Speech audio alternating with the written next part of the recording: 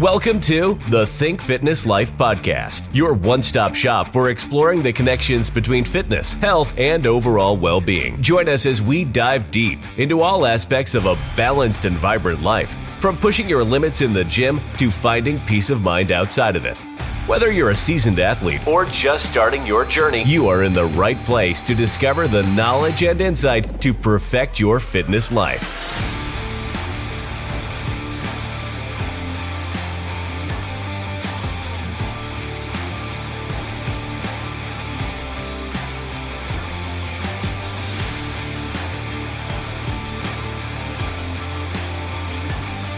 Welcome back to the Think Fitness Life podcast, Mindset, Exercise, Nutrition, with your hosts, Matt Gluckman and Eric Menchie. And today I'm with a very special guest, Brice Hancock of Mile High Recovery Center, located in Denver, Colorado, where they fight the good fight and help people overcome addiction and different mental health ailments to live their best life. So welcome, Brice. Matt, thanks for having me. Thanks for coming on. I'd love to hear more about the work you guys are doing and then your personal background and your story. All right. So I am originally from the East Coast, the DC, Baltimore area. Okay. When I grew up in it was a fairly normal middle-class home, but it wasn't ideal for my emotional health. And so it wasn't abusive, but there was some issues, and I didn't grow up emotionally healthy, basically. And so when I turned 18 and I went to college, I became a daily blackout drinker. And then when we graduated college and my friends transitioned to regular life and got careers and families and all that stuff, I did not. I moved to Baltimore, Maryland, and I became addicted within a few years, I was addicted heavily to heroin and crack. And from there, I followed my parents to Colorado because I sort of crashed and burned there. And they had moved to Denver, and a lot of us do this where we'll go back home and kind of regroup, and then re-enter adulthood. And then so I followed them out, and I was a musician. I'm a musician. And so I always wanted to be a musician. And so as such, with heavy drugs, it got too weird too fast. And I was unable to have a career and smoke crack. And so I was able to dial back my drug use and just drink. And so I came out here, I played music, I toured, and I, for the most part, just drank. I mean, there was still some drug use, but it wasn't like it was in Baltimore. So I dialed back my drug use, played music, and I was booking my band. And it turns out I was actually pretty good at booking bands. And so I started booking other bands, and I became a promoter. And I was doing some national blues tours. And then I got hired to do a club. And then I got hired to do a bigger club. And then the guy that owned one of the clubs I had booked said, do you want to own a bar? You want to buy this bar? And I said, sure, but I don't have any money to buy a bar. And so he said, I'll carry the loan for you. He just wanted out. He wanted out of the industry. Yeah. So carrying the loan means basically I walk into owning the bar for no money, which is great, except for it's a terrible job for an alcoholic. Yeah. That environment to be in every night. Yeah, and it's like, but as a musician, as a bar owner, drinking's part of the lifestyle, right? And so nobody noticed really how bad it was getting. So after 7 years of owning the bar, I was in and out of the doctor. I was having all these health problems. Was dehydrated. I would wake up with the shakes. I was drinking through hangovers. I was passing blood. And I was on all kinds of medication for my mental health. And so he did a blood test. The doctor did a blood test. And I remember when he had me back in the office and he read me the results and he said, you're a late stage alcoholic. That I give you a year to live if you don't stop drinking. Oh, wow.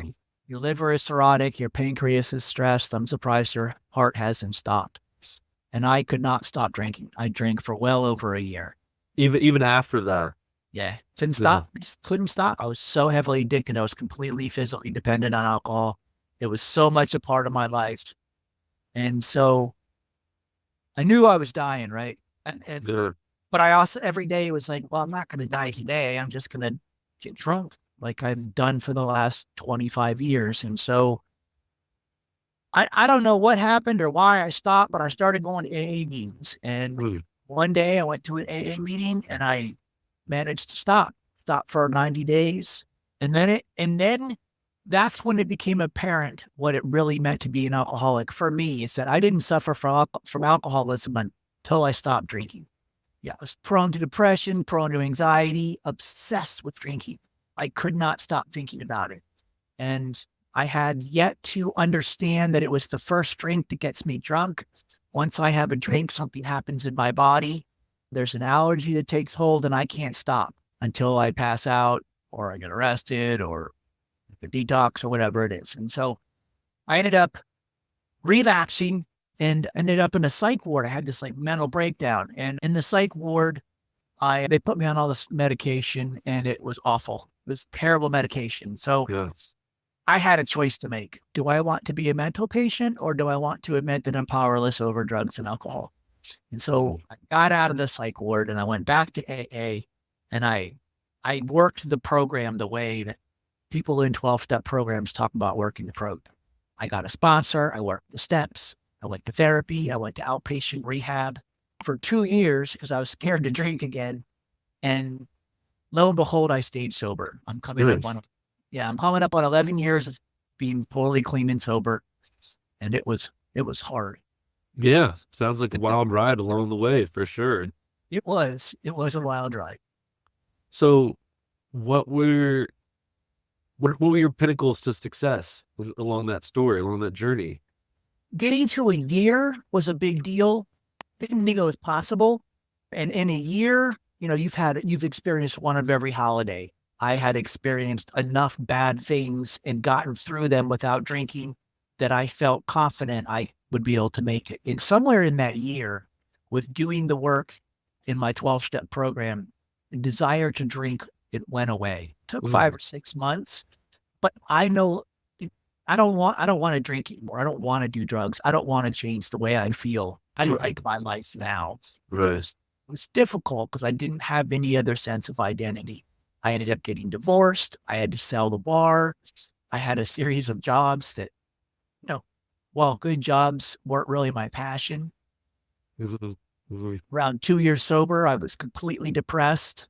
And I remember going into a meeting and talking to this old guy after it and just telling him, man, I'm depressed. I don't want to wake up sometimes. And he said, are you meditating? And I said, I'm not that depressed. And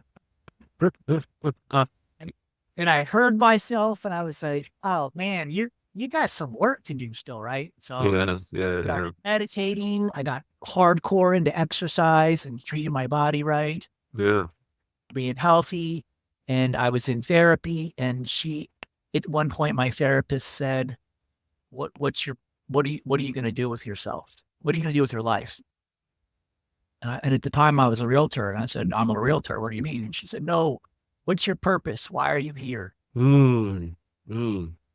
Yes. Powerful. A light went off. I've heard that women and men experience depression differently, that for women, it's about, connection and being heard. And for men, it's finding purpose, and that a man will walk bleeding through mud if he has a purpose. Yeah, absolutely. So I started searching, right? Like, what is my purpose? What is this all about? Why am I here? Who am I as a sober man, right? And I got it in my head that I had too much stuff. So I got rid of all my stuff. I got rid of all this stuff. I sold this house, this big house I was living in that wasn't my dream house. And I moved into a small condo in the city of Denver. And I was meditating a lot every day. And I was exercising every day, and I was eating right. And I was watching this documentary, right, called Bob and the Monster. It's Bob Forrest. He's a psychotherapist. He was on Dr. Drew's Celebrity Rehab. He had helped John Frusciante of the Red Hot Chili Peppers get into rehab. And I'm a musician, so I said, maybe I could do something like that. And so I went, it was an organization called Music Cares. And I went to a Music Cares meeting, and I stayed after the meeting, and I asked the guy that ran it, what can I do? What can I do? How can I give back? And he said, we need sober housing. And I didn't really even know what it was, but I knew I was going to do it. And so I started asking people about sober housing. And a friend of mine who'd been sober for 20 years and lives in St. Paul, Minnesota said, one of my best friends owns a sober living company up here. You got to come up. We'll teach you all about it. So I went up, stayed for a week, learned all about it, saw this whole community of people helping each other, staying sober, and I was blown away, right? And I just wanted that in my life. And so I came back to Denver, and with my father's help, we opened up one house, one sober house. My depression lifted. One house turned into 9. I got in a fight with the city of Denver, which made me question my purpose because I'm the good guy in this story. But I lawyered up. I made it through. And during that process, the same friend said, all right, well, if Denver says you can't do this, why don't you open up a treatment center? Again, I had no idea how to do it. I'm not a therapist, but, I believe that if you just take like one step in the right direction, the universe will rearrange the way it's supposed to. And it did. And so now I own a treatment center. I have 35 employees, all these therapists, residential treatment with all levels of outpatient care. And there's 7 sober houses right here in the city of Denver. Wow. That's incredible. That's incredible. Thank you. So I want to rewind back here a second. Yeah. You had said how you didn't recognize you were an alcoholic until you had that 90-day gap. Is that because that 90-day gap kind of gave you like a data point, kind of perspective of what life could have been like without all these substances? It was interesting. It's kind of like alcohol wasn't my problem. I believed alcohol was my problem. Alcohol was my solution.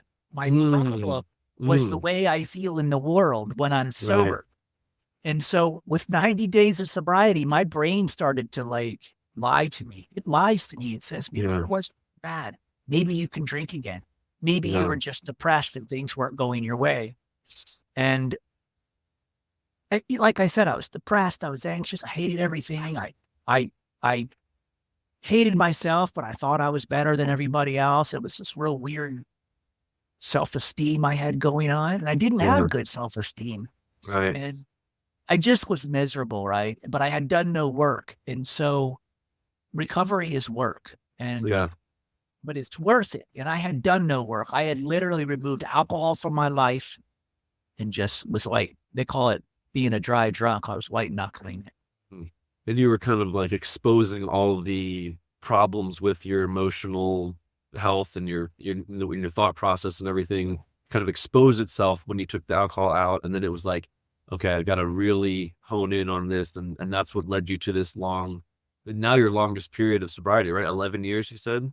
Absolutely my longest period of sobriety. Yeah. Pretty amazing. But I went to therapy. I did all the things. I did everything that everybody says to do. It got better. It's kind of like this, the help looks a certain way. And I didn't like the way it looked. Yeah.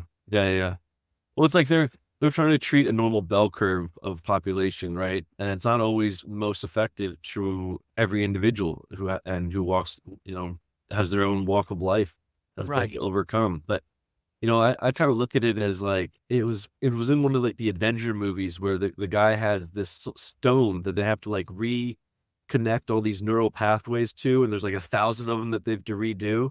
It's similar to the brain, right? I mean, how many times was it, you're told to listen to your gut, follow your intuition. Well, but all that's lying to me. How can I trust that if that's the source of my problem, source of my pain? Right. So it's you can't fix your brain with your broken brain.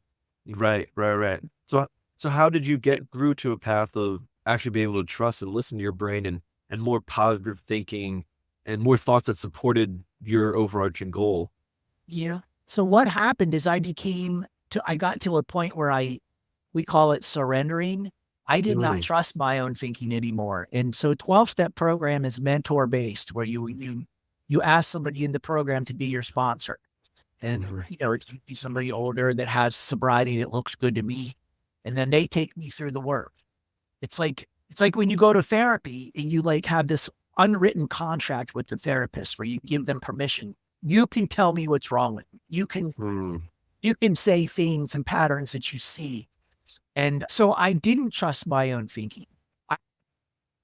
I gave up control and I did what was asked of me. It's like you're a fitness guy, right? And if somebody comes to you and says, I want to get shredded, but I don't want to change my diet. It's like, you're not going to get shredded, bro. Right. You've already chosen Right. what result you want. Right. Right. Well, I don't like eating like that. I don't like that kind of food. You know, it Yeah. doesn't work. It's like, well, then it's not going to work, right? So I had to give up that control, and I had to trust other people who had already walked through it. Yeah. And have that faith that that you were being guided in the right direction. Well, right. But like with fitness, like once your body starts to go in the right direction, you go, oh, this is going to work. Yeah. Yeah. Yeah. You really got to kind of experience the results a little bit first in order to continue down the road. So, it's so interesting too, like you had said about how the therapist asked you, what's your purpose? And, you could say, I think things happen to us and we can attach a purpose to it, right? Yeah. You could say that your life's journey was to dance with the devil, was to walk through the hells of fire, because this is ultimately where you were supposed to end up. You were supposed to be this leader of this driving force to help others overcome addiction. Because, I mean, coming into your clinic, I'm sure it's extremely relatable. If the owner has the same sort of story and path that an individual walks into looking for help has, Well, right. Think about it. Like most of these places are owned by healthcare companies, right? Yeah. This one's owned by a guy who was supposed to be dead. Like my son's story is supposed to be my dad died when I was 2. Yeah. Bar. He knew all these crazy people and he drank himself to death, right? It's kind of like I walked the walk. Exactly. Yeah. So can you dive into, if you don't want to, it's fine. Sure. What was the legal issues? I mean, I almost feel like it was big business trying to edge you out. Yeah. So think about, like, let's say you live in a nice neighborhood and somebody like me comes along and says, one of your neighbor's houses is now going to house 10 recovering alcoholics. I see. So, They go, oh no, it's called NIMBY. We love helping people and we love what you've done, but just we do it over there. do it over there. And so Denver didn't have the zoning guidelines for it. And here I come along, I'm opening all these houses, and one neighborhood got really mad at me. And so we just got into a legal battle. Yeah, it's fine. Everything's fine now. I mean, sober housing is a thing. It's here to stay. And did you help establish it in Denver specifically? Yeah, they put me on this zoning committee, to redo the zoning laws in Denver. And I helped. That's so cool. Yeah, it was cool to be a part of. It was interesting to see how cities work, how zoning works in the cities, like how much bureaucracy and red tape and drama. Right. When all you're trying to do is just help people. You're just trying to get people up the street and not continue back in that cycle. Well, that's what I thought, right? Like, I'm the good guy in the story. I'm helping people. And they're like, yeah, but we've got kids on this street. We don't want these guys here or these living here. Mm-hmm. Yeah, but I'm in the city of Denver. Homelessness and addiction is a huge problem. Yeah. Yeah, I'm in Salt Lake City. Similar thing here. Okay. We have homelessness issues, and meth is a big one. We get a lot of like tweakers, not necessarily just homeless people. We get like tweakers, so it can be a little bit of a danger sometimes. Yeah, a lot of homeless people are in some various stage of addiction, right? Yes. Yeah. So does your center primarily focus on addiction, or also help with like depression, anxiety disorders? Yeah, our main thing is substance use disorder, which is addiction, alcoholism, behavioral health. Yeah. So eating disorders, mental health. I mean, I don't care what stage of addiction you're in. Mental health is a part of it, right? And sometimes they go hand in hand. Sometimes the mental health causes the addiction. Sometimes your mental health problems are keeping you from getting well, and you can't treat one without the other. So, Looking for personalized workout plans? Whether you prefer to train at home or hit the gym, try a 14-day free trial of the Think Fitness Life mobile app. Get customized workouts, nutrition guidance, and coaching from a qualified professional who will be in your corner every step of the way. Visit www.thinkfitnesslife.com to start your free trial today. That's www.thinkfitnesslife.com. So what are some common rabbit holes that people can fall into mentally? Like I'm sure there's a lot of like functional addicts out there. Maybe you can listen to this podcast, right? And they say to themselves, I don't have a problem. I don't have a problem because I have a car in the garage. I don't have a problem because, Right. I have this nice house. Walk us through maybe some of the precursor thoughts that can then lead someone down this dangerous rabbit hole. Like, I think growing up, there was always functional alcoholics, right? Like, I got a job, I have a wife, I pay my bills, but I drink every night. And I guess to that effect, you are a functioning alcoholic, but what kind of damage is it doing to your family? What kind of damage is it doing to your kids? You know what I mean? Mhm. Growing up in that environment is difficult on your kids. And so what we have now is we have a crisis. We have an opioid crisis, the fentanyl crisis. Like you said, meth is huge and it's super cheap. And I think the problem that we're experiencing mostly now, I mean, when I was a kid on the party scene, I had every reasonable expectation I could snort some cocaine or do something and not overdose and die. There's Right. kids dying now from fentanyl that aren't even addicts. Yeah. And so the game has changed a little bit right now. So mostly what we're treating is, I mean, it's still alcoholism, but it's a lot of addiction. Fentanyl's in everything. It's obviously unregulated and it's killing our young people. It's the crisis of that generation. Yeah. Yeah. And it becomes such a physical addiction. Like you said, like the brain just can't help but desire this substance. They've done studies with mice and rats with cocaine, heroin, and sugar, and they're all pretty much synonymous. Like a mice is going to choose heroin or cocaine at the same level it's going to choose sugar or something that could actually provide some sort of nourishment or calories. It hijacks your brain into thinking that you need that over food, water, Yeah. and sugar. And so that's a good working definition of addiction, is that it will hijack your brain. I mean, I would wake up and drink vodka before I would drink water. Yeah. Yeah. Yeah. Right. That's what your brain thought it needed to survive because Right. of the trauma that was there. Right. Yeah. I mean, if underneath it all, I believe mostly it's some sort of trauma. And that doesn't mean that you grow up and like you have to be abused. It's not really what happened. It's how you act and react to what happened. Right. Right. And then held on to that reaction. Then your nervous system like grasps that poor reaction and circumvents everything around that. Becomes part of your belief system. And it's like you said, the neural pathways are set and those are hard to rewire. Yeah. Yeah. Yeah. And you'd mentioned before kind of the differences between men and women. Is that pretty standard that you see at your center that men, they should have started over like an emotional deficit and women's over more of like a social, I think is what you said. That's just something I heard. I mean, I should be careful. These are just my opinions, right? Like, No, you're fine. You're fine. Because it's also great, to hear your experience too. Like I would imagine most physical addictions start from this emotional mental deficit, right? That's how it begins. well, my experience as a man is very different than someone's experience as a woman, right? Like women are probably scared. There's probably a lot of fear just of being around men and like walking down the street. For me, I feel as a man, I was raised as a lot of men are. Like, if you want a good life, you got to do it. No one's going to help you. You got to go to school. You got to get a job. Don't cry. Don't complain about Right. things. Emotions, feelings, stuff those down as loud as you can. Stuff them down and it's fine, right? And it is fine, but it's not healthy. And it's not No, it's not a good way to live. You know what I mean? because it's how the men were raised in like the 40s, 50s, and 60s, and they were constantly abusing their wives, alcoholics, and like we look at that as like the staple. And it's like, go ahead. If you think about it, like the whole field of psychology is fairly new. I Yes. remember telling my grandfather I was depressed, and he looked at me like I had 3 heads. He's like, "What do you mean you're depressed? Right. You go to work, you go to sleep." And I was just like, I'm sad. Yeah. They put me on Prozac, and he just didn't understand it. And so it's a new field. It's relatively a new field. Definitely. Still, I think it's still in the dark ages. yeah.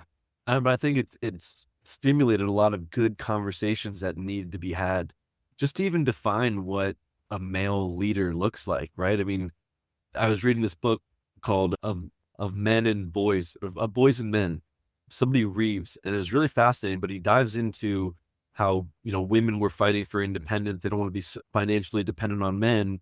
So they've established this role as financial leader in the household, but we never talked about men being an emotional leader in the household.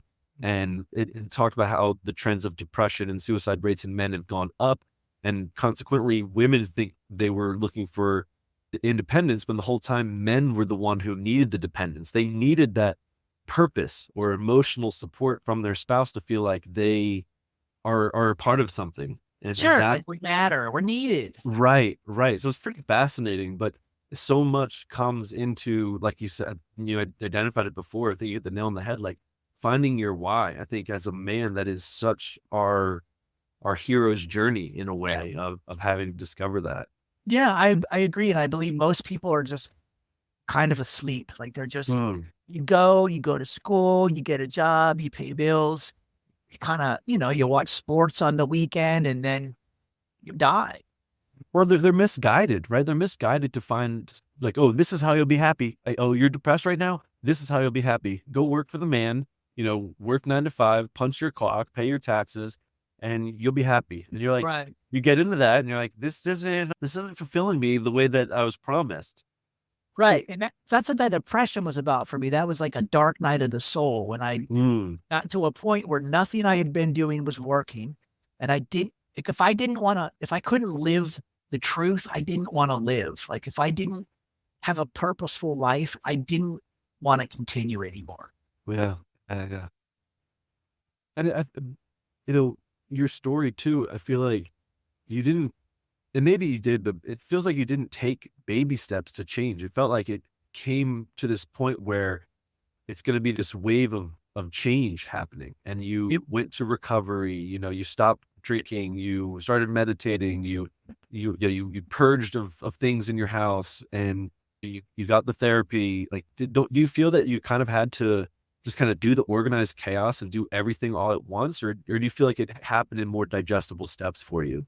I think it can happen in digestible steps. For me, it was like my whole life literally fell apart. I had this sense of identity as a musician and this hard drinking bar owner, and I was married.